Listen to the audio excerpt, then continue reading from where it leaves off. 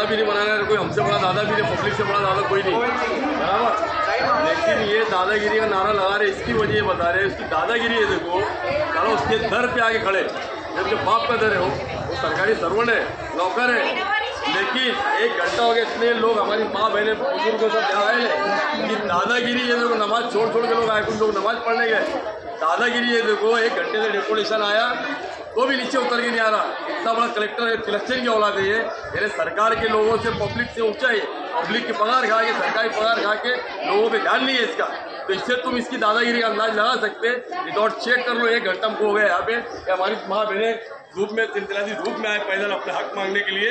तो इतना बेहिस कमिश्नर है तो क्या काम करेगा, इससे अंदाज आप लगा सकते हैं। मैं सीधे एकदम क्लियर भाषा में बात कर रहा हूँ, ये आप देख सकते हैं। इसमें बोलने की कोई गिरा है, किसी को कुछ बोलना है, गलत बोल रहा है मैं। यहाँ आके भी उसकी नीचे आने की ये नहीं है, उससे यानी पैर कम गल जाएगा ऐसा लग रहा है मुझे, लगता नीचे उतरना। अबे उसको तो लिफ्ट से आना है, पैर से पैदल तो आना नहीं है। और हमारी माँ बहने लिफ्ट छोड़ के बंद रहे तो पैदल बेचारे कई बार ऊपर चढ़ के गए, 2 मारे। ये क्लियर हो गया, ये निकम्मा कमिश्नर है, बेहिस कमिश्नर है।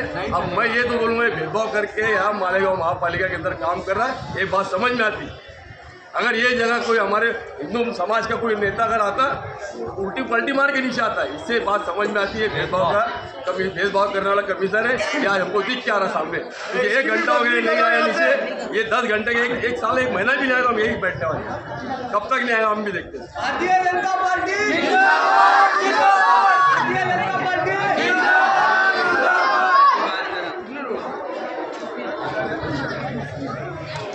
ने भ्रष्टाचारी किए हैं, क्या आप लोग उसके खिलाफ कंप्लेन देने के लिए तैयार हैं? क्या आप लोग पुलिस प्रशासन के पास चलने के लिए तैयार हैं? हमारे साथ जो नाइंसाफी हो रही है उसके खिलाफ मालेगांव के तमाम ईमान वाले सियासी, जो अपने आप को सियासी घराने के जिम्मेदार, सियासी घराने की पैदावार बताते हैं, क्या वो कभी हमारे आंसू पोंछने के लिए आए? क्या उन्होंने कभी हमारी बात प्रशासन तक पहुंचाई?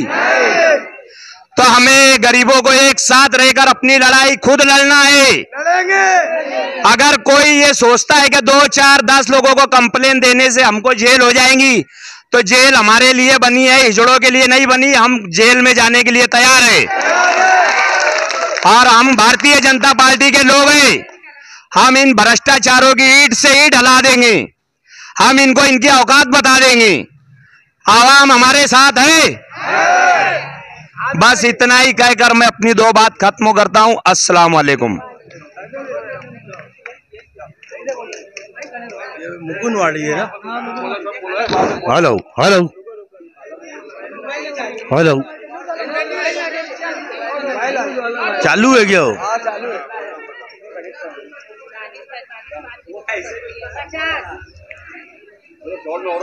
हाँ, हिंदुस्तान में स्वराज्य का स्थापन करने वाले जानता राजा छत्रपति शिवाजी महाराज, घटने के शिल्पकार बाबा साहेब अम्बेडकर, भारतीय फौज सेना के प्रमुख नेताजी सुभाष चंद्र बोस, पाकिस्तान की सीमा पर अपनी जान का बलिदान देकर तिरंगा झंडा लहराने का प्रयत्न करने वाला परमवीर चक्रो ब्रिगेडियर शहीद अब्दुल हमीद, शहीद अशफाक उल्लाह खान, डॉक्टर APJ अब्दुल कलाम साहेब, मौलाना अब्दुल कलाम आज़ाद, जिन लोगों ने इस देश को आज़ाद कराने के लिए अपना बलिदान दिया और शहीद हुए, हिंदुस्तान के महान शक्तिशाली प्रधानमंत्री भाई नरेंद्र जी मोदी साहेब, इस देश के केंद्रीय गृह मंत्री अमित भाई शाह, राष्ट्रीय अध्यक्ष जगत प्रकाश नड्डा साहेब और इस महाराष्ट्र राज्य के सम्माननीय मुख्यमंत्री और गृह मंत्री, सामाजिक न्याय मंत्री आदरणीय देवेंद्र फडणवीस साहेब, प्रदेश अध्यक्ष चंद्रशेखर बावनकुळे साहेब, इस महाराष्ट्र राज्य के उप मुख्यमंत्री नगर विकास मंत्री एकनाथ शिंदे साहेब, इनके चरणों को मैं वंदन करते हुए आज भारतीय जनता पार्टी के नेतृत्व में जो मोर्चा मालेगांव महानगर पालिका पे आया है साहब, इसके ऊपर आप लोगों ने लक्ष्य देना चाहिए। हमारे भारतीय जनता पार्टी के प्रदेश उपाध्यक्षों, अल्पसंख्यक मोर्चा के हमारे नासिक जिला के अध्यक्षों, हज कमेटी के सदस्यों, आदरणीय पप्पू भाई के नेतृत्व में मेरी माँ बहनें जो धूप में मुकुंदवाड़ी से मेरे माता बहन नौजवान भाई यहाँ पर आए हैं, और हमारी साहिब जो मांगनी है आप इसके ऊपर अर्जेंट लक्ष्य दीजिए। मैंने अभी 1 घंटा अव्वल महाराष्ट्र बीजेपी ऑफिस को फैक्सो किया है, और पप्पू भाई के लेटर पे जो आदेश महसूल मंत्री साहब ने देने का बोला, तो महानगर पालिका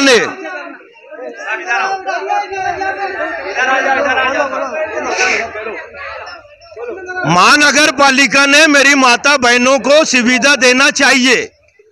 मेरा प्रशासन से ये मुतालबा है। अभी एसपी साहब भी आएंगे, वो भी ऐसा ये बात पब्लिक में बात होगी।